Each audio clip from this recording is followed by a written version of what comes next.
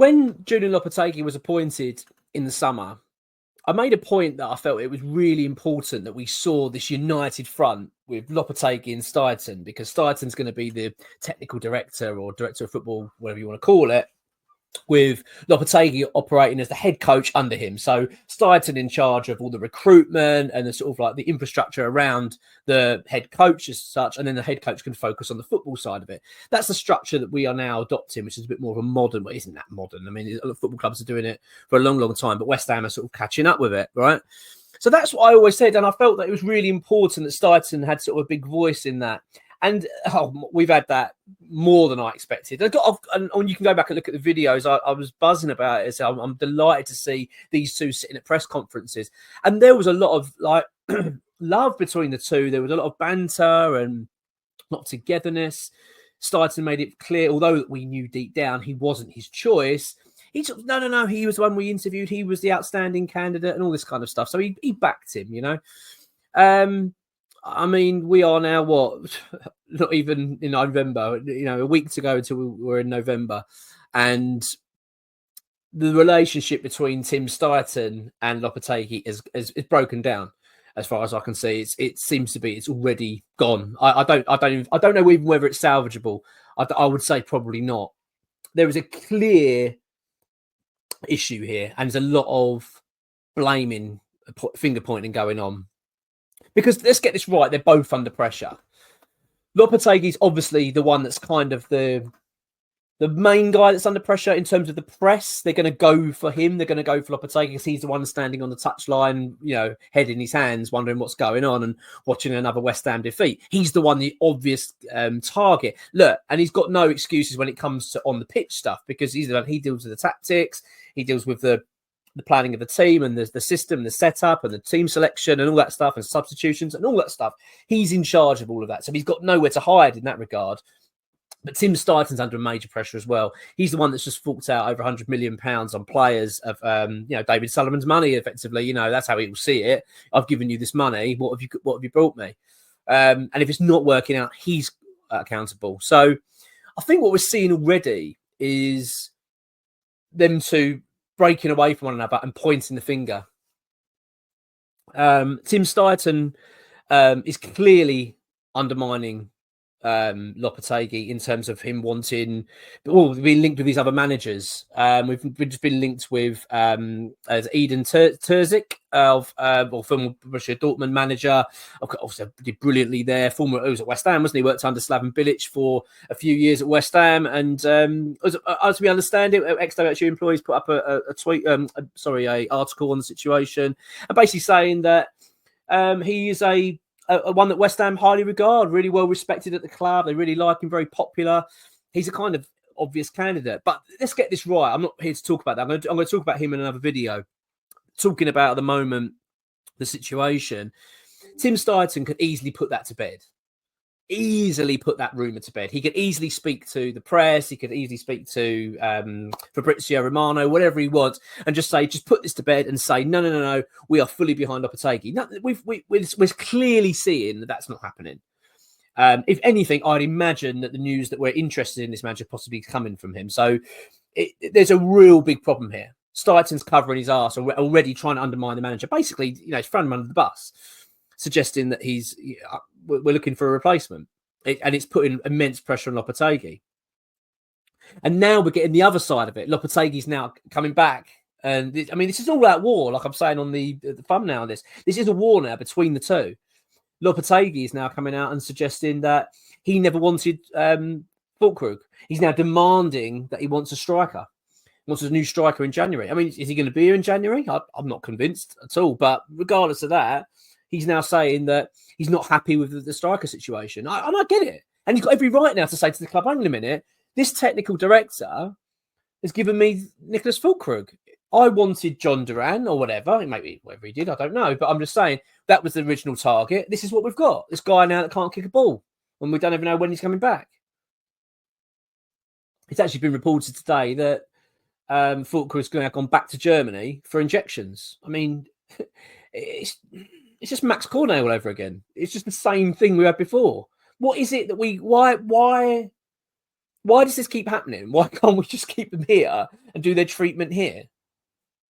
And why is it as well that it's always this, like again with Max Cornet, that it was the same thing with our prognosis in terms of how they're going to recover? First of all, it was 6 weeks. Then it was going to be a week. Then he's coming back. No, it's an injury. No, he's just not fit. No, he's going to be playing for against Tottenham. No, he's not. It's just gee, ridiculous. And now he's got to go back to Germany for more treatment, like to try and speed all this up. And he's got a bad injury record. He talked about it in the previous video. He's literally missed. I think he's missed something like 142 games in his professional career for injury. That's a massive amount of games. A massive amount. So I mean, and then that, of course, the finger points at Steidten. That's nothing to do with Lopetegui. He said, "Well, I don't get involved in the transfers. I don't go out in the transfer market now. I just focus what I'm given with, and then I'll go out and deal with it on the training pitch." It's not good. This is a really unhealthy situation now developing at West Ham. One of them's going to go. I mean, I imagine the manager, the head coach is the more likely. But let's get this right. Tim Steidten's not looking good at the moment. At the moment, this is a mark against your name. You're going to be saying, "Well, you spent how much? £27 million on a striker that can't play." We're already now saying, this is from Lopetegui, so I'm now demanding a striker in January. I need a new striker. And we know West Ham in January. You know what I mean? We've been here before, plenty of times with West Ham in January. We're famously not very good. And January's a nightmare time anyway to be signing players because of the inflation in the cost, because they know teams are desperate. And let's be honest, West Ham are becoming desperate. We're looking like a desperate club at the moment. This is a really worrying time for West Ham. This is not good. This is a really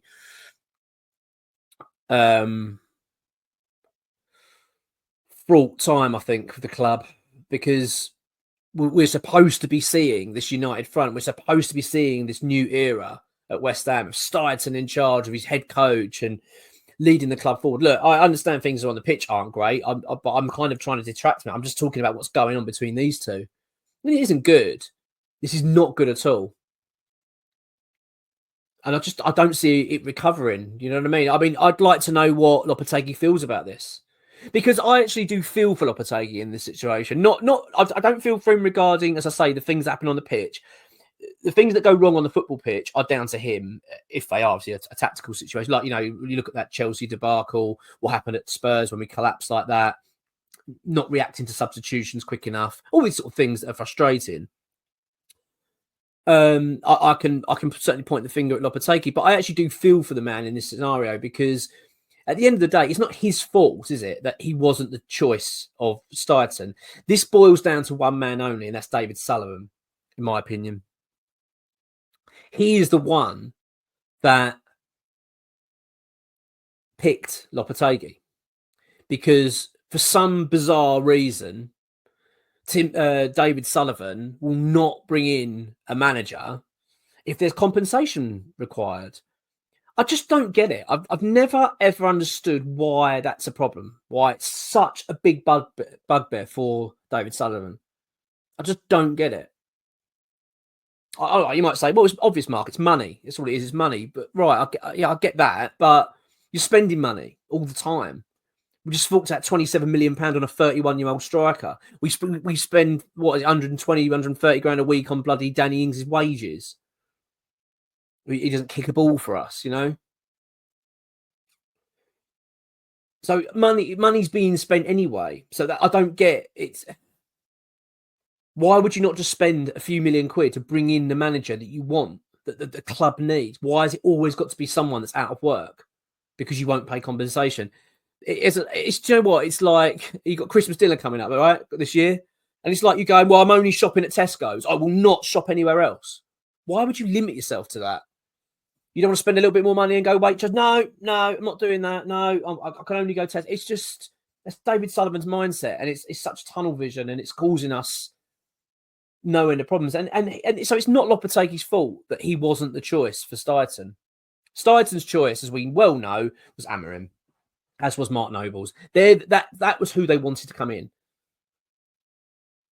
I'm not saying we would have definitely got him, but that was the choice. And I get the feeling we possibly could have got him. If we'd have really pushed about it, we probably would have got him over here. And it's already the situation of David Sullivan overruling Steidten, going for who he wanted because he wanted to save a few quid, is backfiring massively already, because now they're at war with one another. Lopetegui's, throwing mud at Steidten by accusing him of the Fullkrug failure. And I get why he's doing it, because the day before, you've got Steidten not, whether he's fed this information, I'm not suggesting he, I'm not saying he has, because I don't know, but he's certainly not denying it. He could easily stop this rumour regarding us, West Ham, looking in at other managers. I mean, this is just a really bad situation at West Ham at the moment, and I don't see it getting better. I don't see it recovering. In terms of the, in terms of the long term, I don't know how this is. If this is all we're getting this already, then we might as well just wrap it up and just say, well, Lopetegui might as well go then. And it's almost like that's what Steidten wants, in a sense. You know what I mean? I get the feeling that's probably what he's angling at. He's probably thinking, I didn't want him in the first place. This isn't bloody working. The failure on the pitch now is reflecting bad on me because I've spent money on players and it's then, nothing's really working on the pitch. So what I'll do is I'll throw Lopetegui under the bus. He'll go, and then I can bring in the guy that I want. But I don't trust West Ham. That's the problem. It's all well and good to keep saying about this, change the manager. But do you trust the club to go and get the right manager in? I don't. I'll talk about the situation with Terzic in another video. We'll do that tomorrow. So I'll talk about him and why I actually think he'd be a decent appointment, actually. But I'll come to that in a bit more detail. But I'll tell you what, I think that this is a dire situation at the moment we're finding ourselves at the club. On the pitch it's bad, but off the pitch is just as worse, if not worse. You know what I mean? It's bad. It's a toxic environment, and they're at war. They are at war with one another now. It does feel now that this is the relationship that that those two blokes sitting on that table, behind the microphones, all smiling and laughing, and it's all brilliant, and we're excited about the future, the ambitions of this club and united front. That's long gone. We're not even November yet. It doesn't bode well. Really does not bode well. It's going to be. I'll tell you what. As well, what it makes as well is interesting of how this is going to pan out for the weeks ahead, because the next 3 games are absolutely critical to our season and to Lopetegui's future. Because Steidten isn't going anywhere as far as I'm concerned. I can't imagine the club would want to change him here, but he's not coming out looking good out of this. Let's get it straight. Neither of them are. So I can see that, although it's early days at the moment and we're seeing it already, I think there's going to be a fair amount of mudslinging to come.